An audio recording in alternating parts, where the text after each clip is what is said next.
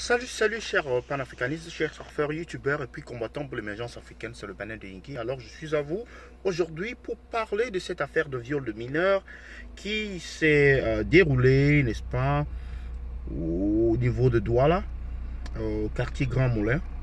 Une jeune fille de 17 ans qui s'est fait violer par un pasteur, nous dit-on, d'une église locale, EEC notamment. Alors, tout comme cette affaire, on peut trouver quelques similarités avec l'affaire de la mineure qui s'est fait violer par ce journaliste de Vision 4, Bonita. Cette affaire qui a fait le tour de la toile, suscité des condamnations et suscité des positions un peu controversées où des gens disaient non, elle savait ce qu'elle allait chercher là-bas. Bon, la différence ici, c'est que c'est une mineure qui a été confiée à un pasteur parce que les parents ont voyagé ou bien se sont déplacés et donc ils ont donc confié la mineure au pasteur, peut-être accompagné de ses frères et d'autres enfants. Et le viol s'est déroulé dans le domicile ou à la résidence dans laquelle ils étaient. Maintenant, quelles sont les leçons à tirer ici?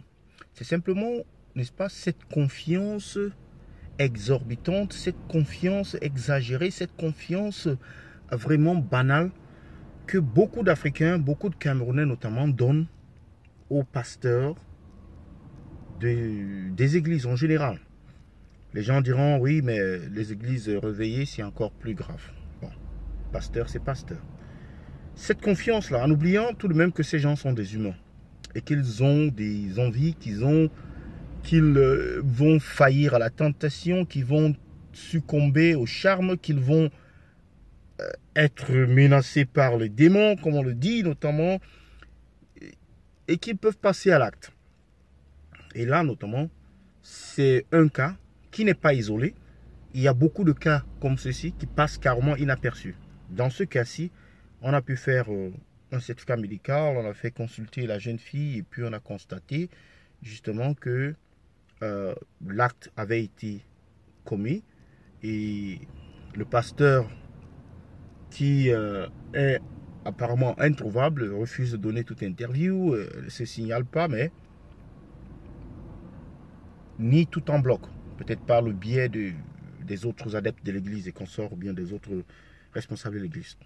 Bon, mais voilà, une histoire de viol encore, une fois de plus, d'une mineure de 17 ans qui s'est retrouvée face à un bourreau qui était une personne de confiance, qui était une personne qui était en position de pouvoir et qui a abusé de ce pouvoir n'est-ce pas, en commettant cet acte sexuel hors la loi.